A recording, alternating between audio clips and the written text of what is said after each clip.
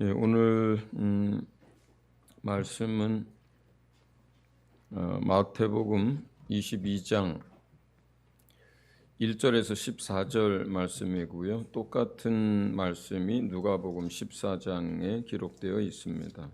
마태복음만 읽도록 하겠습니다. 한 절씩 교독하도록 하겠습니다. 마태복음 22장 제가 먼저 읽습니다. 예수께서 다시 비유로 대답하여 이르시되 천국은 마치 자기 아들을 위하여 혼인잔치를 베푼 어떤 임금과 같으니 그 종들을 보내어 그 청한 사람들을 혼인잔치에 오라 하였더니 오기를 싫어하거늘 다시 다른 종들을 보내며 이르되 청한 사람들에게 이르기를 내가 우찬을 준비하되 나의 소와 살진 짐승을 잡고 모든 것을 갖추 혼인잔치에 오소서 하라 하였더니 그들이 돌아보지도 않고 한 사람은 자기 밭으로 한 사람은 자기 사업하러 가고 그 남은 자들은 종들을 잡아 모욕하고 죽이니 임금이 노하여 군대를 보내어 그 살인한 자들을 진멸하고 그 동네를 불사르고 이에 종들에게 이르되 혼인잔치는 준비되었으나 청한 사람들은 합당하지 아니하니 네거리의 길에 가서 사람을 만나는 대로 혼인잔치에 청하여 오라 한대 종들이 길에 나가 악한 자나 선한 자나 만나는 대로 모두 데려오니 혼인잔치에 손님들이 가득한지라 임금이 손님들을 보러 들어올세 거기서 예복을 입지 않은 한 사람을 보고 이르되 친구여 어찌하여 예복을 입지 않고 여기 들어왔느냐 하니 그가 아무 말도 못하거늘 임금이 사환들에게 말하되 그 손발을 묶어 바깥 어두운 데에 내던지라 거기서 슬피 울며 이를 갈게 되리라 하니라. 청함을 받은 자는 많되 택함을 입은 자는 적으니라. 아멘. 네. 복음서 76강입니다. 제목은 하나님 나라와 예복에 관한 것입니다. 지금 이 본문 말씀의 주제, 그 다음에 전하고자 하는 메시지는 그 앞에 21장 23절에 예수의 권위를 두고 다투었던 그 사건, 그 다음에 33절부터 이어지는 포도원 농부 비유, 그리고 그것에 이어져서 지금 이제 세 번째 이야기가 계속되고 있는 거예요. 그러니까 주제가 같습니다. 흐름이 같아요. 지금 그 마태복음 21장에서의 이야기는 성전에서 예수님이 가르칠 때 대제사장들 그리고 백성의 장로들이 나와서 무슨 자격으로 거기서 가르치느냐라고 따지는 이야기로 시작이 됐습니다. 이제 그 이야기를 하면서 예수님은 이제 두 아들 이야기를 합니다. 하나들은 이제 밭에 나가서 일하라고 아버지가 얘기할 때 예 알겠습니다 해놓고 나가서 그 일을 하지 않은 아들, 또 둘째 아들은 그 아버지가 그 얘기를 할 때 싫습니다 얘기했지만 나중에 뉘우쳐서 그 밭에 나가서 아버지가 명한 대로 일을 한 아들. 자, 거기서 그 두 아들은 누구를 나타내는 겁니까? 그 예하고 아버지 앞에서 예만 하고 실제로 그렇게 행동하지 않는 그 첫째 아들은 여기에서 지금 예수님 앞에 따지고 있는 대제사장들과 백성의 장로들에 대한 이야기를 하는 거잖아요. 그리고 둘째 아들은 누굽니까? 예수님이 여기서 말한 것처럼 죄인들, 세리들, 창녀들이 둘째 아들이에요. 그들은 죄 가운데 살고 있고 불순종하고 살고 있었지만 뉘우쳐서 이제 예수님을 믿게 되었던 얘기를 했습니다. 그 다음에 이제 우리가 성경을 읽을 때 그 문단이 시작할 때 어떤 표현으로 시작하나를 주의 깊게 볼 필요가 있습니다. 33절 두 번째 다른 이야기 같은데 거기에 어떻게 시작을 하냐면 다른 한 비유를 들으라. 앞에 이야기를 하나 했어요. 내가 다른 이야기를 하나 더 할게. 이런 뜻이거든요. 대상은 똑같습니다. 그러니까 흐름이 같아지는 거예요. 그렇죠? 그런가 하면 거기에서는 이제 어느 주인이 포도원을 가꾸고 농부들에게 맡기고 갔던 이야기를 합니다. 그러면서 저 뒤에 가면 건축자들의 버린 돌 이야기를 해요. 그 건축자는 누굽니까? 여기 대제사장들과 백성의 장로들이 건축자들이에요. 예. 그들이 이제 하나님이 보내신 예수 그리스도를 죽였고 버렸다. 그러나 하나님은 예수 그리스도를 죽은 자 가운데서 다시 살리셔서 하나님 나라의 모퉁이 돌 기초석이 되게 했다.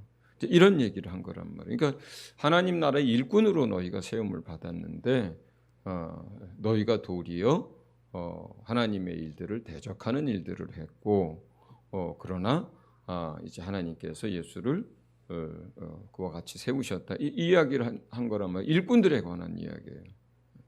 그 다음에 이제 22장에 넘어가면서 첫째 줄에 어떻게 기록되어 있습니까? 예수께서 다시 비유로 대답하여 이르시되. 다시라는 이제 단어가 하나 들어가잖아요. 그 얘기는 뭐예요? 앞에 뭔가 말씀하셨어요. 뭔가 어떤 일들이 있었어요. 그런데 뭐예요? 끝난 게 아니라 다시 또 한 이야기를 시작한다는 뜻이에요. 그렇죠?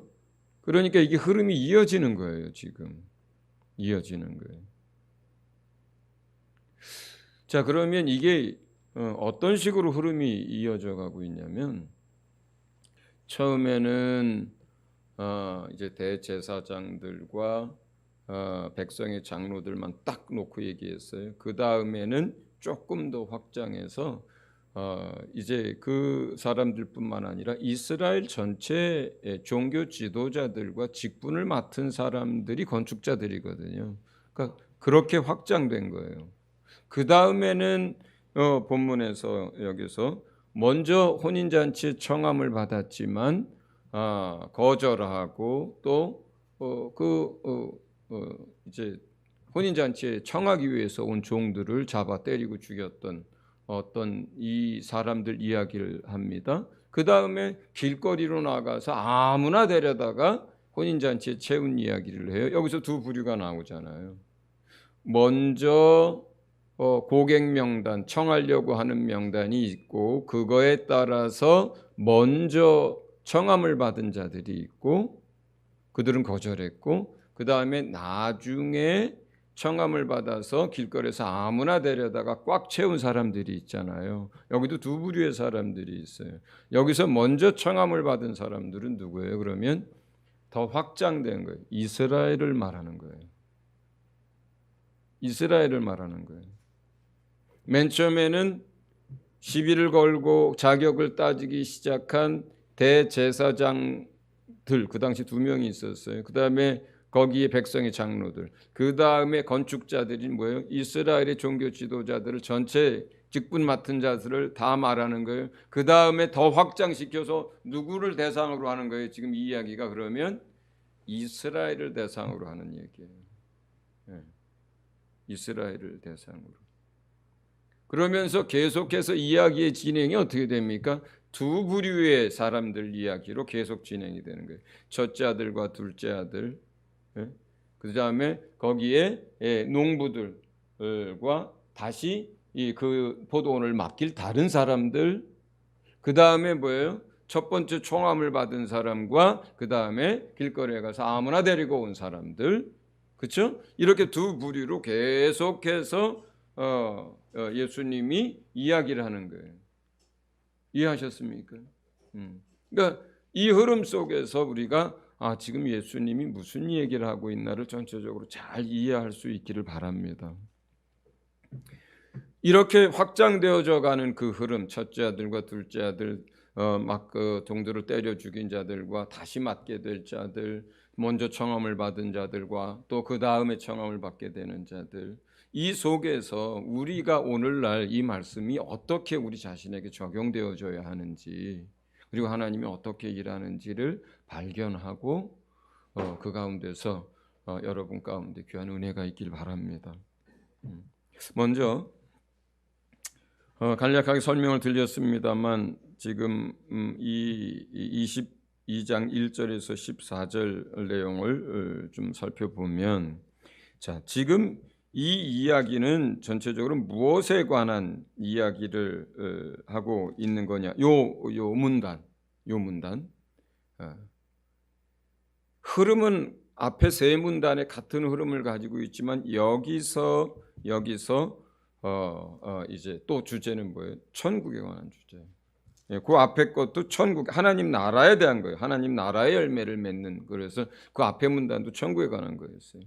여기서는 이제 그거를 정확하게 예수님이 짚어서 설명을 하면서 시작을 합니다. 천국은 마치 뭐뭇과 같으니 하면서.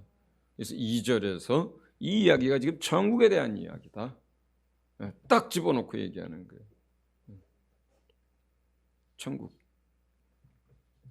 자, 그래서 그 다음에 한 임금이 있었습니다. 이제 비유로 들어간 거예요. 한 임금이 있었고 그 임금이 자기 아들이 결혼식을 하게 됐어요.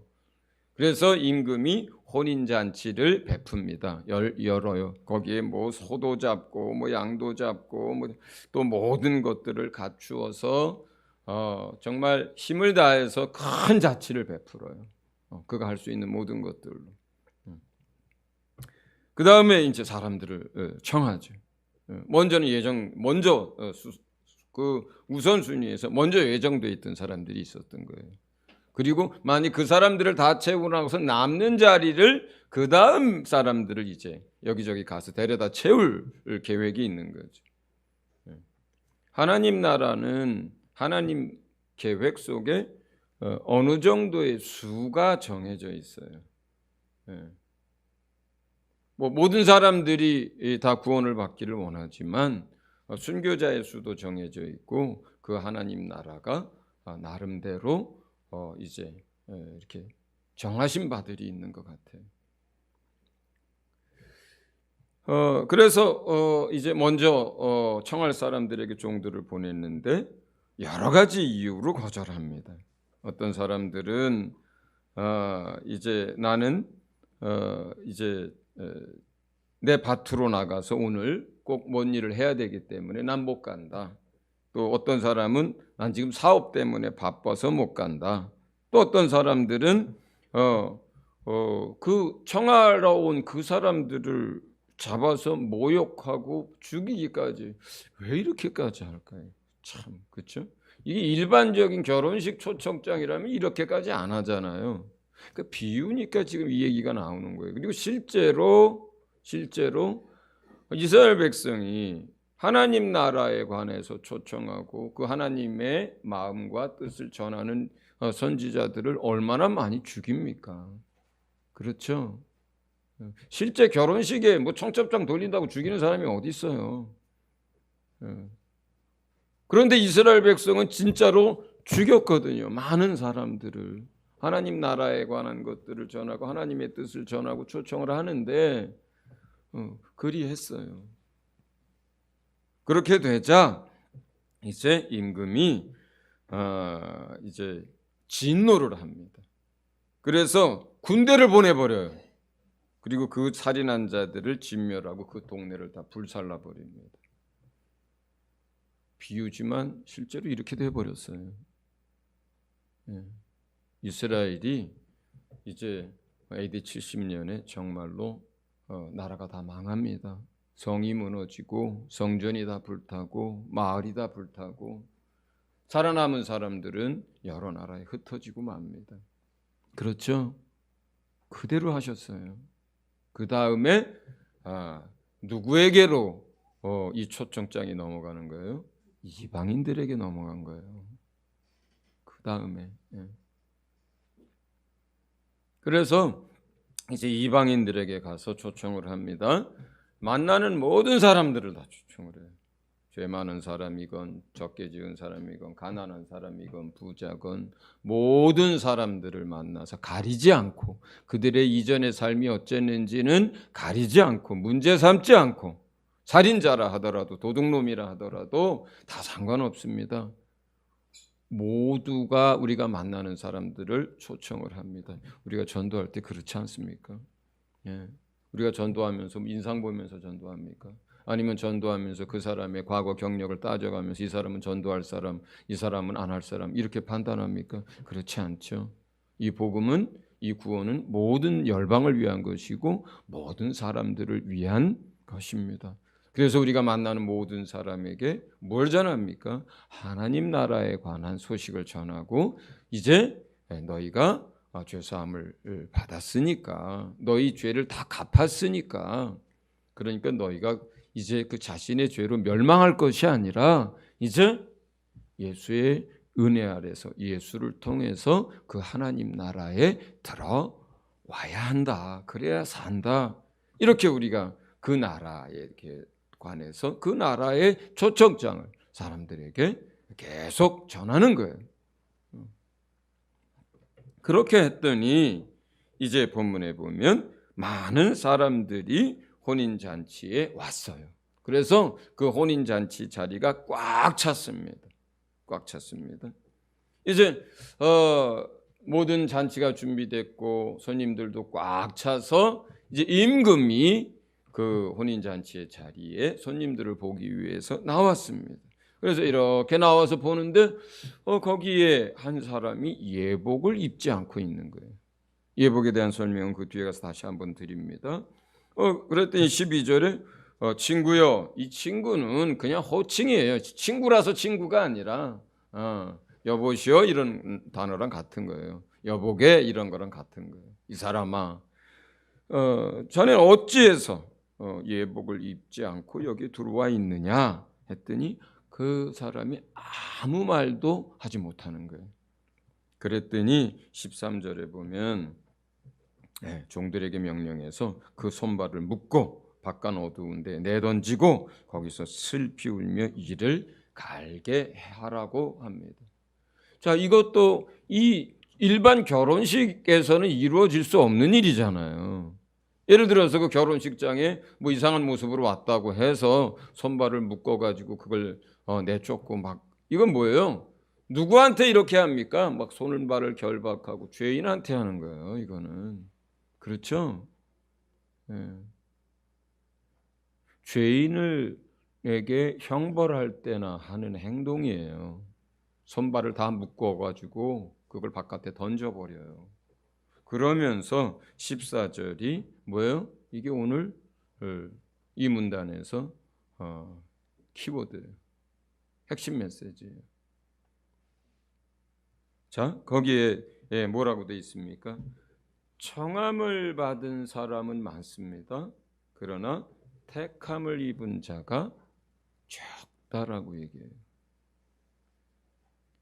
그러면 이걸 거꾸로 다시 위에다 적용하면 어떻게 되냐면 예복을 입지 않은 사람이 한 사람이 아니라는 뜻이에요. 비유를 설명하기 위해서 거기 어떤 한 사람 이야기를 시작했지만 실제 우리가 이제 하나님의 심판 때 앞에서 또 하나님 나라에 자기는 당연히 들어갈 거라고 생각을 했던 많은 사람들 가운데서 어떤 일이 벌어진다는 거예요. 예복이 없어서 못 들어가는 일들이 생기는데 한두 사람이 아니라 이게 뭐예요? 더 많다는 거예요. 더 많다는 거예요. 여러분 목회적으로 사람들을 위로하기 위해서 많은 교회나 많은 신학자들이나 많은 사람들이 그냥 뭐 구원은 따놓은 당상이라고 하고 뭐 무조건 가는 것처럼 얘기하고 그냥 마치 뭐 머리에 인이라도 맞은 사람처럼 이렇게 막 설명을 하고 사람들이 막 구원을 값싸게 던져주지만 실제 주님은 그렇게 안 가르치는 거예요. 그렇기 때문에 오늘 이제 이 말씀들을 설명하면서 우리 자신을 잘 들여다봐야 하는 거예요. 저는 서진교회의 대다수는 제가 분별하기로는 예복을 입고 있고 하나님의 나라에 들어갈 사람들이에요. 제가 분별하긴 그래요. 그러나 이걸 서진교회 하나로 북한에서 볼 일이 아니죠. 그렇죠? 전 세계의 캐톨릭, 개신교, 또 전 세계의 뭐 그리스 정교, 성경의 성공회, 또 얼마나 많은 예수를 알고 있고 믿는다고 하고 하나님을 예배한다고 하는 사람이 수십억이에요. 수십억이에요. 20억이 넘어요. 그런데 그 20억 가운데 실제로 그들은 종교 생활도 하고 신앙 생활도 하고 다양한 모습으로 그들이 믿는다 하지만 여러분 마지막 날에 어떤 일이 벌어질까 우리가 상상해 보면 참 끔찍합니다. 최근에 아프리카에서 받은 소식 편지, 김남숙 선교사의 편지에 의하면 거기는 사역자들조차도 성경이 없는 사역자들도 많고 교인들도 성경이 대부분 없고 있어봐야 쪽복음 하나 가지고 있는데 성경을 가르치지도 않고 읽지도 않아요. 심지어 예배 때 사람들이 춤추고 찬양하고 잠깐 기도하고 예배가 끝나요. 말씀이 없어요. 그러면 그 사람들이 뭘 믿고 어떤 삶을 살고 뭘 붙들고 기도하겠어요? 말씀이 없는데. 그냥 종교 생활하는 거죠. 개토릭 안에는 정말로 많은 우상 숭배들이 있어요. 믿음의 선진들 어떤 사람들이 동상을 세워놓고 성자라고 하고 예수의 모친 마리아를 마치 무슨 황모대하듯이 하나님에게 무슨 아내가 있는 것처럼 거기다 대고 절을 하고 거기다 대고 기도를 하고 또 얼마나 많은 교회들 가운데 자유주의 신학이 판을 칩니까? 얼마나 많은 믿는다고 하는 사람들이 복음의 이 십자가 도도 제대로 모르고 부활을 안 믿고 교회 다닙니까? 심지어 신학교 교수까지도 부활에 대해서 그건 관념적인 부활이라고 사상적인 부활이라고 가르치는 세상 속에서 그렇게 배우고 목사가 되고 그렇게 해서 목회를 한다면 예수의 부활조차 믿지 않고 무슨 신앙을 얘기할 수 있습니까? 우리 입장에서 보면 그렇죠. 그러니까 전 세계로 이렇게 확장시켜서 우리가 바라본다면 이 말씀이 허언이 아닌 거예요. 과장이 아닌 거예요, 이 말씀이. 자, 그렇다면 이제 이러한 이야기를 우리가 오늘 본문에서 읽었습니다. 자, 그러면 여기서 중요한 건 뭡니까? 예복에 관한 거잖아요. 그렇죠? 예복이 제일 중요하잖아요. 예복을 입었느냐 안 입었느냐 이 문제잖아요. 그런데 이 문제가 여기에서는 무엇으로 연결이 되어 있느냐? 천국에 들어가느냐 못 들어가느냐 문제로 연결을 시켜놨어요. 다른 표현으로 하면 이건 무슨 얘기예요? 구원의 문제를 다루는 거예요. 무슨 첫째 부활에 참여하느냐, 둘째 부활에 참여하느냐, 무슨 뭐 상급을 얼마나 받느냐, 무슨 뭐 오늘 통치 권위를 얼마나 권세를 얼마나 얻느냐 이런 문제가 아닌 거예요. 이게 지금 뭐 신부로 들어가느냐, 백성으로 들어가느냐 이런 문제가 아닌 거예요. 이게. 그러니까 오늘 이 얘기는 무엇에 관한 얘기를 다루고 있는 거예요? 이거 구원에 관한 문제예요. 구원에 관한 문제예요. 천국에 들어가느냐 못 들어가느냐의 문제를 다루고 있어요. 이거는 예복이 없으면 천국에 못 들어가는 거예요. 여기서 예복이 없으면 뭐예요? 여전히 죄인인 거예요. 손발을 왜 묶어요? 왜 내던집니까? 여전히 죄인이란 뜻이에요.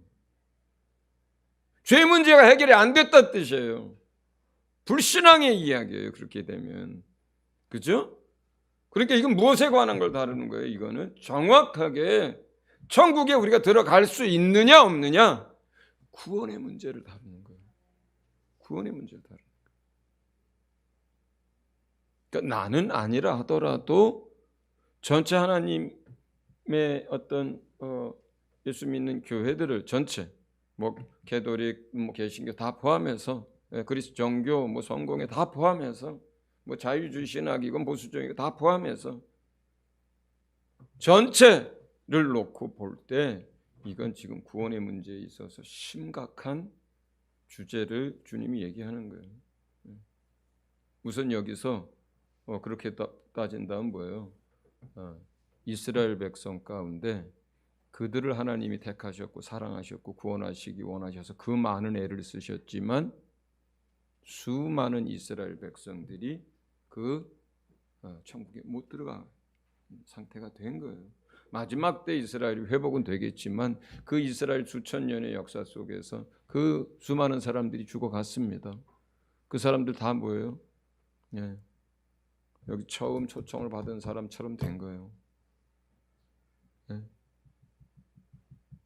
그래서 이것은 지금 유대인 이스라엘에게나 예수님을 믿는다고 하는 수십억의 사람들에게나 심각한 이야기입니다. 사실은.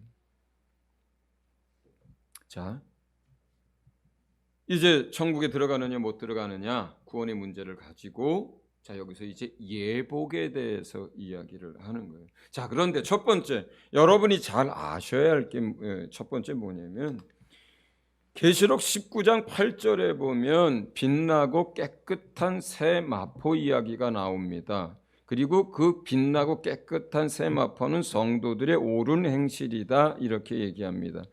그런데 여기서 예복은 성도들의 옳은 행실을 얘기하는 게 아닙니다.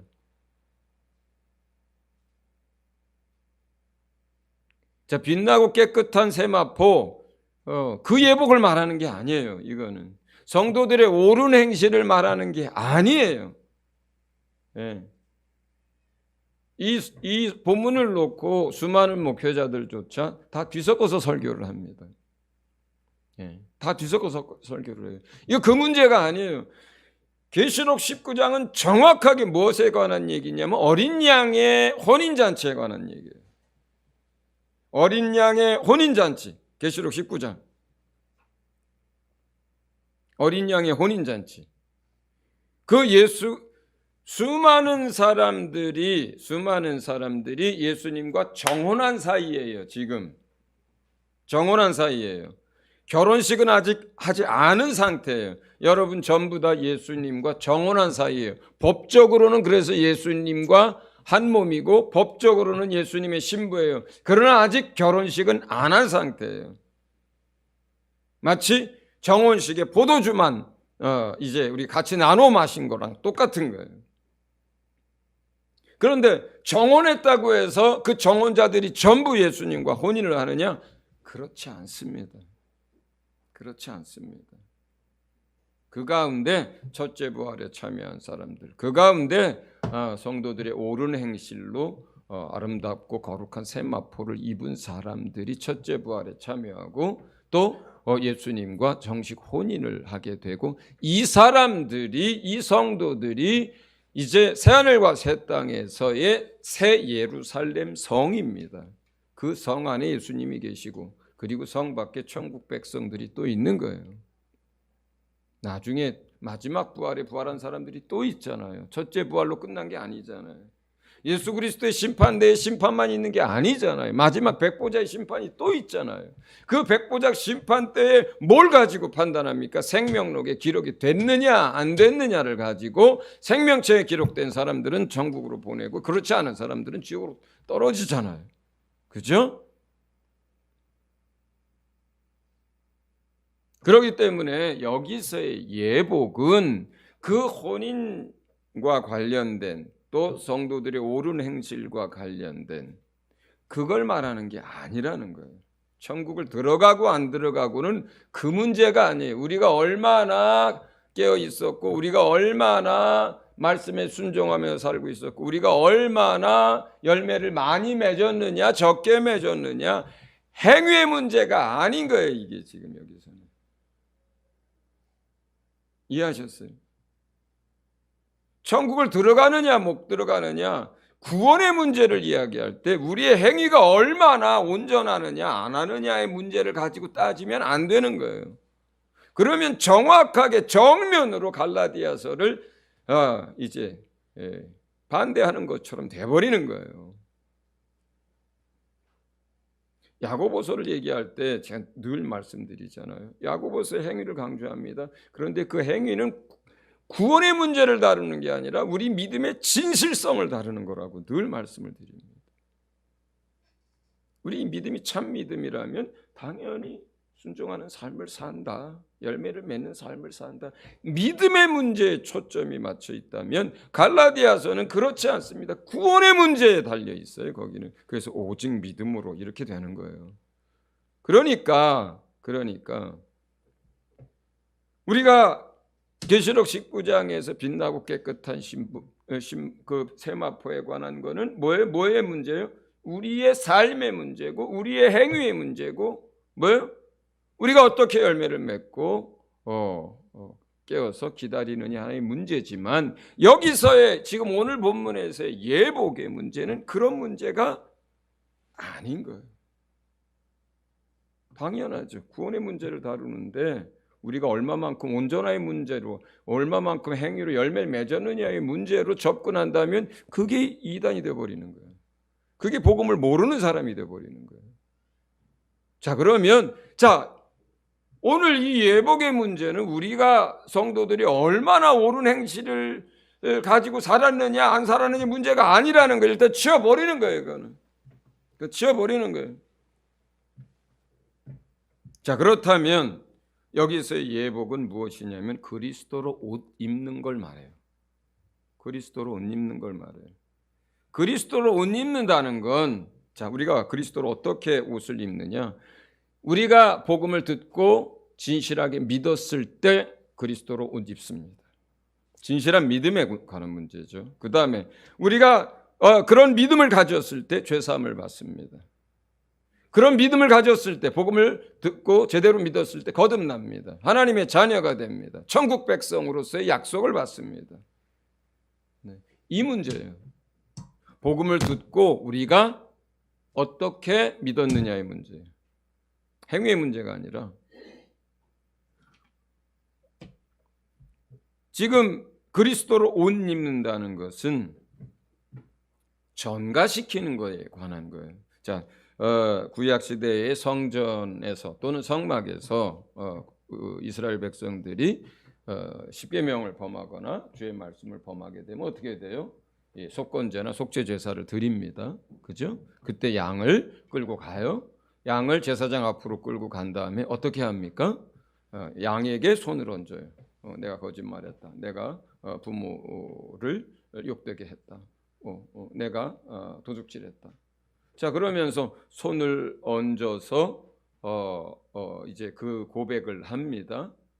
그 다음에 그 손을 얹은 그 죄 지은 사람이 양을 죽이는 거예요. 그 다음에 그 흘리는 피를 제사장이 받아가지고 제단과 그 사람에게 뿌려주는 거거든요. 거기서 자, 손을 얹어요. 이렇게. 이게 뭐 하는 거예요? 내 죄를 누구에게 뒤집어 씌우는 거예요? 양에게 뒤집어 씌우는 거잖아요. 양은 아무 죄가 없어요.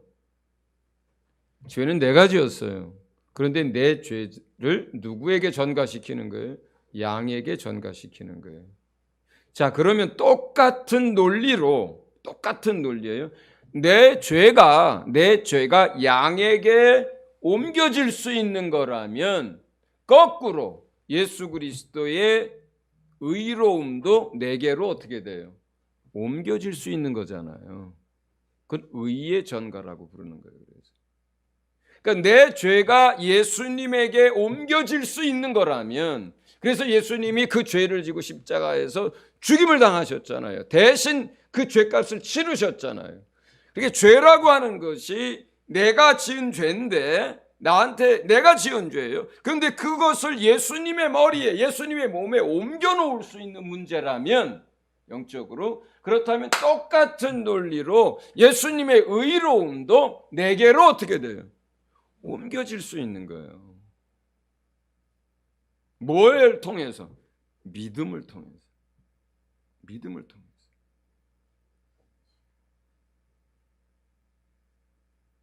이 문제에 있어서는 우리가 이 예복을 입는 데 있어서는 우리의 행위나 우리의 공로나 우리의 무엇이 아무것도 개입되질 않습니다. 받아들이는 거예요. 하나님의 사랑을 받아들이는 겁니다. 예수의 은혜를 받아들이는 거예요. 예수의 대속을 받아들이는 거예요. 그분의 약속을 받아들이는 거예요. 받아들이는 거예요. 받아들이는 거예요. 그 받아들이는 건 뭐예요? 내가 마음으로 믿는 거, 내 마음으로 받아들이는 거. 행위가 문제가 아니에요, 여기서는. 그래서 우리가 믿음으로 구원을 얻습니다. 믿음으로 죄사함을 받습니다. 믿음으로 예수의 의를 덧입습니다. 여기서 덧입게 된 예수 그리스도의 의, 이것이 예복이에요. 이것이 예복이에요. 세 번째, 그럼 이 예복은 누가 준비해야 하는 거냐? 들어가는 여러분이 준비하는 게 아닙니다. 이스라엘에서는 결혼 풍습은 물론 가난한 사람들은 그렇게 못합니다. 그런데 부자들이 결혼식을 할 때 그 혼주가, 여기서 말하면 임금이고 우리가 보통 얘기하면 신랑의 아버지가 되겠죠. 그 혼주가, 여기에서는 임금이 예복을 준비하는 거예요.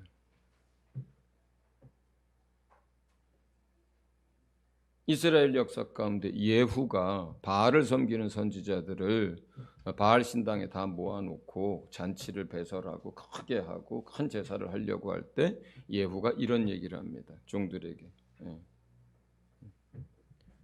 저들에게 준비한 예복을 내어주라고. 그렇게 얘기합니다.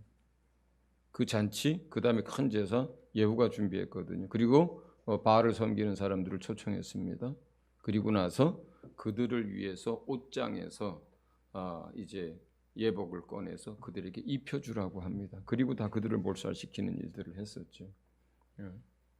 그리고 실제로 이스라엘에서 큰 부자들이 결혼식을 할 때 그 부자들이 예복을 준비하는 거예요. 예를 들어서 그 시대에는 옷한벌이라고 하는 게 오늘날처럼 이렇게 흔해 빠진 게 아니에요. 옷은 그 시대에서 아주 중요하고 비싸고, 이 옷이라고 하는 가치가 지금처럼 공장에서 찍어내는 때가 아니잖아요. 그렇죠? 그러면 혼인식에 초청을 받았어도 자기가 준비하는 거라면 가난한 사람들은 그 혼인식에 그 예복을 준비를 못해요. 그렇죠? 옷 한 벌 가지고 겨우 사는 사람이 대부분이고, 긴 이제 뭐 옷으로 썼다가 뭐 이렇게 덮는 걸로 썼다가 이런 뭐 다용도로 하나 가지고 다니는 게 전부인데, 두르고 다니는 게. 그 사람들이 무슨 결혼식에 초청받았을 때 무슨 다른 예복을 어떻게 준비하겠어요? 여기서 중요한 건 뭐예요? 예복은 누가 준비하는 거다? 임금이 준비하는 거예요. 여기서 임금이 누구예요? 하나님이세요. 하나님이세요. 그러니까 이 예복이라고 하는 건 뭐냐면 그 혼인잔치에 들어오도록 초청받은 사람들을 위하여 하나님이 베풀어 주시는 호의고, 하나님이 베풀어 주시는 은혜고, 하나님이 준비한 거예요. 그런데 여기서 이 사람이 거기에 들어와 가지고 뭘 거절한 거예요? 이걸 거절한 거예요. 이걸 거절한 거예요. 그러니까 혼인으로 이 얘기를 하자면, 혼주가, 임금이 예복을 준비했는데 초청받은 사람이 와가지고 난 됐다고, 난 됐다고, 그리고 거절한 거거든요. 그런데 이것을 신앙 안에서 영적으로 다시 설명하면 어떻게 되는 거냐? 이것은 자격이 없는 사람들과 또 더러운 죄 가운데 있었던 사람들과 아무나 데려다 놓은 사람들인데, 이 사람들이 그 모습으로 천국에 들어갈 수가 없어요. 천국은 거룩한 하나님이 통치하시는 것이고 거룩한 땅입니다. 그곳에 들어가려면 의의 옷을 입어야 돼요. 근데 그 의의 옷을 누가 준비해 줘요? 하나님이 준비해 주셨습니다. 근데 그 옷을 준비한 그것을 위해서 하나님은 어떤 대가를 치르셨어요? 당신의 아들을 내어준 거예요. 그 아들의 피값을 지불한 거예요. 아들의 생명으로 그 옷을 우리에게 입혀주는 거예요. 아들을 십자가에 못 박아서 우리에게 그 옷을 우리에게 입혀주는 거거든요. 하나님의 입장에서는 그런 거예요. 이 옷이라고 하는 게. 결국 이 옷을 입는다는 것은 하나님의 사랑을 받아들인다는 뜻이에요. 이 옷을 입는다는 것은 예수의 은혜를 내가 입는다는 뜻이에요. 이 옷을 입는다는 건 뭐예요? 하나님의 호의를 내가 받는다는 거예요. 그 은혜 내게 주십시오. 그 사랑 내게 주십시오. 내가 그 사랑 입고 그 은혜 입어서 하나님께 가겠습니다. 그것이 아니면 하나님이 내게 주는 은혜가 아니면 하나님이 주시는 그 사랑이 아니면 나는 죄인 중에 죄인이고 나는 하나님 그 나라에 들어갈 자격이 아무것도 없는 사람이고 내세울 게 아무것도 없는 사람입니다. 오직 예수의 의를 내게 덧입혀 주셔서 나로 하여금 하나님의 심판대 앞에서 의롭다 칭함을 받게 해 주십시오. 이게 우리의 믿음이잖아요. 이게 우리가 십자가의 도를 받아들일 때 우리의 마음이고 태도잖아요. 우리의 생각이 이런 거잖아요. 우리가 예수를 믿는다는 게 뭡니까? 하나님의 사랑을 알고 믿는다는 뜻이 받아들인다는 뜻이에요. 우리가 예수를 믿고 영접한다는 게 뭐예요? 예수의 은혜를 입겠습니다라고 하는 고백이잖아요. 그게 천국에 들어갈 때 옷을 입는다라고 하는 행위예요. 그게.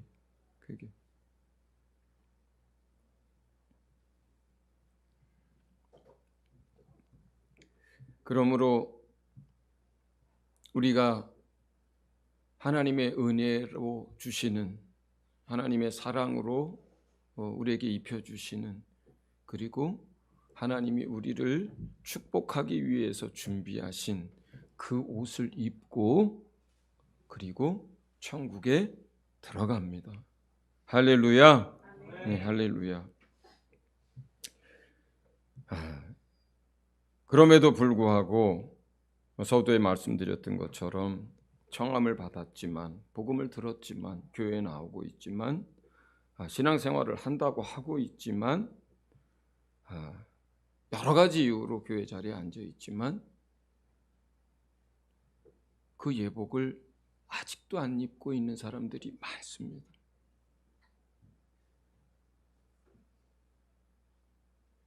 얼마나 많은 사람들이 하나님이 나를 사랑한다고 해? 머리로 알겠는데 난 잘 모르겠어. 내가 죄사함 받았다고 해? 그래, 내가 그렇게 믿는다고 입술로 고백했으니까 죄사함 받았다고 하는데 거기에 뭐예요? 아무것도 없어. 뭐가 없어? 죄사함 받은 사람의 기쁨이 하나도 없어. 감사가 하나도 없어. 하나님의 큰 호의를 입고 큰 사랑을 받았어. 그런데 하나님을 향한 감사가 하나도 없어. 우리가 구원을 받았다 그래. 그래서 영접했으니까 야 네가 믿어. 그거는 뭐 느낌이나 뭐 감정이 아니라 이건 믿음으로 되는 거야. 그 막 구원에 대해서 확신을 구겨서 집어넣었는데 하나도 안 기뻐. 에?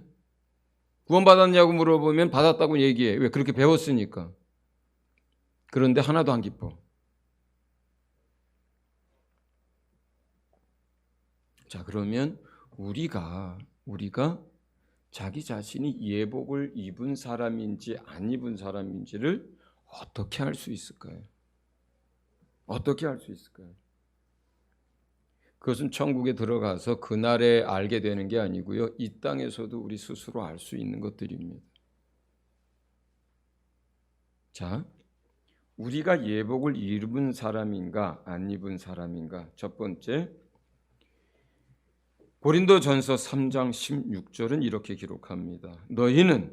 너희가 하나님의 성전인 것과 하나님의 성령이 너희 안에 계시는 것을 알지 못하느냐? 이렇게 묻습니다. 성령이 우리 안에 계신다면 당연히 시간이 지나면서 또는 바로 성령이 임할 때부터 어떤 사람은 시차가 있어서 좀 몇 달 지나서 뭘 알기 시작해요? 성령님이 자기 안에 계시다는 걸 스스로 알 수 있는 거예요. 성령이 자기 안에 계신데 내가 성령이 내 안에 계신지 안 계신지를 예수 믿은 지 3년이 지나고 5년이 지나는데도 이게 헷갈리고 어느 때는 있는 것 같고 어느 때는 아닌 것 같고 잘 모르겠다 그러면 잘 모르겠으면 어떤 거예요? 안 계신 거예요, 그냥.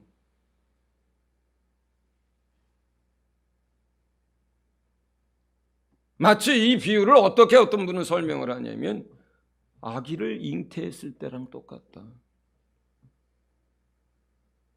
어떤 여자가 아기를 뵀어요. 그러면 아기 뵈자마자 뭐 알아요? 모를 수도 있잖아요. 그죠? 모르잖아요. 네. 일주일 지나서 알아요? 모를 수 있잖아요. 한 달 지나서 알아요? 모를 수 있잖아요. 보통 뭐 한 2달 돼야 보통 여성분들은 자기가 아기를 뵌 걸 알잖아요. 그렇죠? 그럴 수 있어요.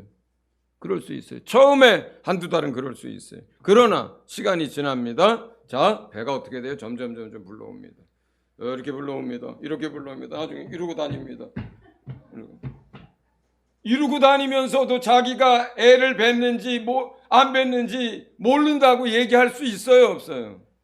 성령이 우리 안에 임한다는 것은 자기가 이렇게 스스로 알 수 있는 거예요. 시간이 지나면 배가 불러오듯이 성령이 우리 안에 임하며 시간이 지나면서 아는 거예요. 말씀을 들을 때 달라지고요. 기도할 때가 달라지고요.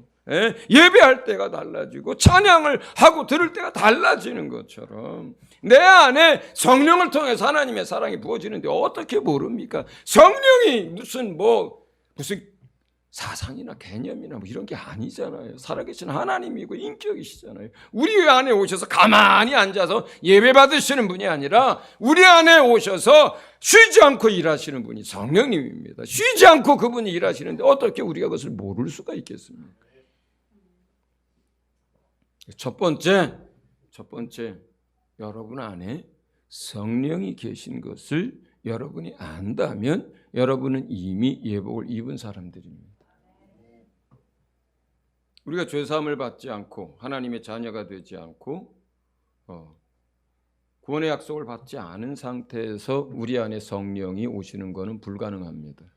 죄사함 받은 사람, 하나님의 자녀된 사람, 그래서 하나님 나라에 대한 약속을 받은 사람이어야 그래야 그 사람 육체 안에 영혼의 자리에 성령이 임하실 수 있는 거예요. 그분은 거룩한 하나님의 영이니까 우리 영이 거듭나고 죄의 문제가 해결돼야 우리 새로운 영 안에 거룩하신 분이 오실 수 있는 겁니다. 할렐루야.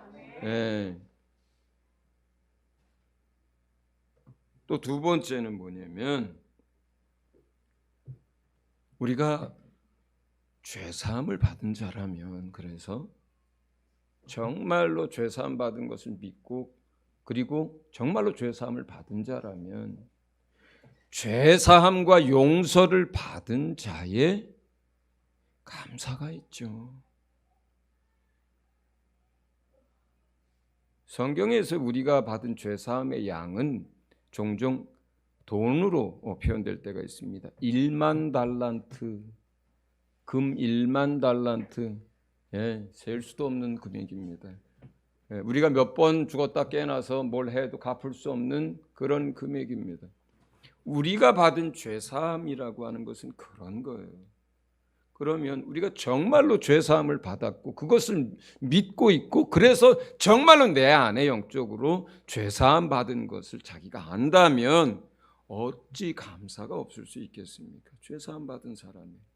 두 번째, 우리가 정말로 구원을 받은 사람이라면 그 영원한 그 하나님의 나라를 하나님이 마음껏 준비하시고 그리고 그 약속을 내가 받은 사람이라면 우리 안에 무엇이 있겠습니까? 기쁨이 있죠. 구원 얻은 자의 기쁨, 용서받은 자의 감사가 우리 안에 있다면, 그렇다면 그 사람은 예복을 입은 거죠. 네? 죄사함을 받았으니 감사하고 구원 얻었으니 기뻐하고 그 기쁨과 감사가 있다면 그 사람은 지금 예복을 입고 있는 거예요. 혹 어떤 사람이 입었던 예복도 벗어버릴 수는 있습니다. 히브리서에 보면은 한번 비침을 받고 성령에 참여한 바 되고 그 은혜와 사랑을 알고도 세상으로 다시 돌아간다는 의미가 있습니다. 그런 구절들이 있습니다. 아니면 다시 그 믿음을 배반한다라고 하는 배도에 대한 이야기가 계시록에 또 많이 나옵니다. 그건 뭐예요? 믿음을 버린 거잖아요. 그죠? 예수님을 부정한 거잖아요. 다시 세상으로 돌아간 거잖아요. 그건 뭐예요? 입었던 예복을 벗어 던진 거랑 똑같은 거예요. 그거는. 그러나 아직 우리가 믿음 안에 있고 성령이 우리 안에 계시고 우리 안에 구원에 대한 기쁨과 죄사함 받은 자로서의 감사가 있다면 여러분은 지금 죽어도 뭐예요? 여러분 예복 입고 죽은 거예요.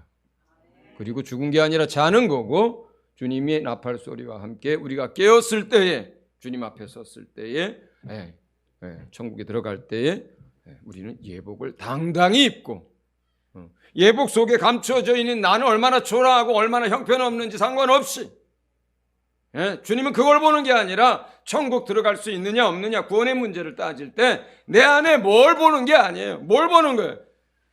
예수로 옷을 입었느냐 안 입었느냐 그거 하나만 봅니다. 할렐루야. 여러분 마지막으로 우리가 하박국 말씀을 읽고 설교를 마치려고 합니다. 하박국 3장 16절에서 19절의 말씀을 같이 보도록 하겠습니다. 같이 읽습니다. 시작. 내가 들었으므로 내 창자가 흔들렸고 그 목소리로 말미암아 내 입술이 떨렸도다. 무리가 우리를 치러 올라오는 환난난을 내가 기다림으로 썩이는 것이 내 뼈에 들어왔으며 내 몸은 내 처소에서 떨리는도다. 잠깐요.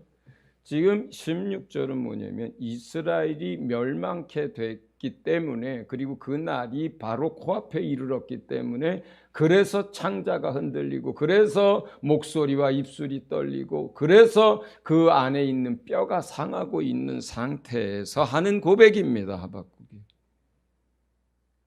그 이스라엘의 멸망은 정하여졌고 그 시간은 다가오고 있고 돌이킬 수 없고 이제 망하게 생겼어요. 하나님의 엄청난 진노가 이제 임합니다. 그 상황이지만 그러나 하박국 선지자는 17절을 얘기합니다. 시작. 비록 무화과 나무가 무성하지 못하며 포도나무에 열매가 없으며 감람나무에 소출이 없으며 밭에 먹을 것이 없으며 우리의 양이 없으며 외양간에 소가 없을지라도 나는 여호와로 말미암아 즐거워하며 나의 구원의 하나님으로 말미암아 기뻐하리로다. 아멘. 여러분, 우리가 정말로 예복을 입은 사람이라면, 우리가 정말로 천국에 들어갈 수 있는 사람이라면, 죄사함을 받은 사람이라면, 오늘날 우리의 삶이 여기 하박국 선지자가 얘기하는 것처럼 우리가 1년 내내 가꾼 포도원에 포도가 하나도 없을 수도 있고 무화과 나무에 우리가 거둘 열매가 열심히 살았지만 하나도 없을 수도 있습니다. 또 여러분 집에 외양간에 소도 없고 아무것도 없고 남아있는 게 아무것도 없을 수도 있습니다. 그저 지금 남아있는 건 여러분 한 몸 영혼 하나 건사하고 그럴 수도 있습니다. 우리가 이 땅에서 게을러서가 아니라 수고하고 애써도 그럴 수도 있습니다. 내 탓이 아니라 세계 경제가 무너지고 또 전쟁이 일어나서 있는 거 다 빼앗길 수도 있습니다. 우크라이나에 얼마나 많은 사람이 그렇습니까? 6.25 전쟁이 일어났을 때 얼마나 많은 한국에 믿는 사람들이 또한 그랬습니까? 오늘의 삶이 녹록지 않고 그리고 지금 세계 경제가 먹구름이 계속해서 뒤덮여 옵니다. 대출로 집 산 사람들, 뭐 젊어서 다른 방법이 없어서 월급 꼬박꼬박 증권에 투자한 사람들 지금 다 힘들어하고 그럴지라도 몸이 아프고 경제적으로 어렵고 그리고 내가 열심히 살았지만 내 손에 남은 것이 아무것도 없을지라도 우리는 오늘 이 시간 하박국이 하나님 앞에서 고백했던 그 고백을 우리도 할 수 있습니다.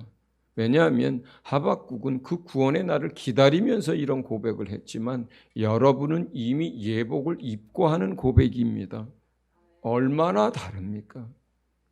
구원의 날을 기다리면서도 아무것도 남아있지 않고 뼈가 상하는 그 두려움과 고통 속에서도 하나님의 구원을 기뻐하고 감사할 수 있었다면, 이미 구원의 약속을 받고 있고 이미 죄사함으로 말미암아 그리스도로 옷 입고 있는 여러분이라면 더욱 감사하고 더욱 기뻐하고 하나님 앞에 찬양하고 예배할 수 있습니다. 할렐루야. 마지막 고백합니다. 19절 시작. 주 여호와는 나의 힘이시라. 나의 발을 사슴과 같게 하사 나를 나의 높은 곳으로 다니게 하시리로다. 아멘. 자,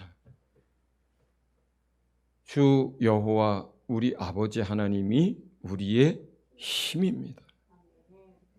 그리고 아버지 하나님이 마치 사슴의 발을 들어서 높은 곳으로 뛰어다니게 하는 것처럼 우리를 또한 그렇게 힘있게 하실 것이고 일으키실 것이고 여러분의 삶 가운데 함께 역사하실 것입니다. 그러므로 이미 얻은 구원과 이미 입고 있는 예복뿐만 아니라 남은 우리의 삶 가운데서도 하나님이 나의 힘이 되어 주실 것이고 나의 능력이 되어 주실 것을 믿고 여러분 하나님께 감사하고 기뻐하시기를 예수 이름으로 축원드립니다. 네, 오늘 설교가 좀 길었습니다. 네, 우리 이 시간 제가 기도하겠습니다. 하나님 아버지 감사합니다.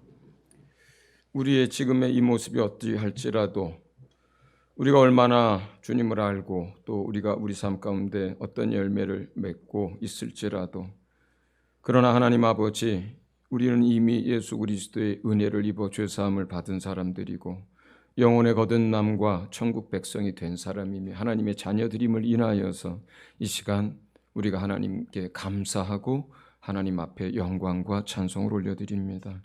아버지 하나님, 우리의 삶의 참으로 열매들이 또 우리의 삶의 형편들이 사람마다 다 다르고 또 어려움 가운데도 있는 사람도 많지만, 그러나 그 가운데서도 하나님이 우리의 힘이 되실 줄로 믿고 감사하게 하시며 또 믿음으로 용기를 내어 일어날 수 있도록 도와주시옵소서. 그리고 우리 입술과 우리 영혼에 아버지 참으로 영원토록 예수 그리스도의 그 의를 입혀주신 하나님의 사랑과 예수 그리스도의 은혜를 노래하게 하여 주옵소서. 감사드리며 예수 이름으로 기도합니다. 아멘.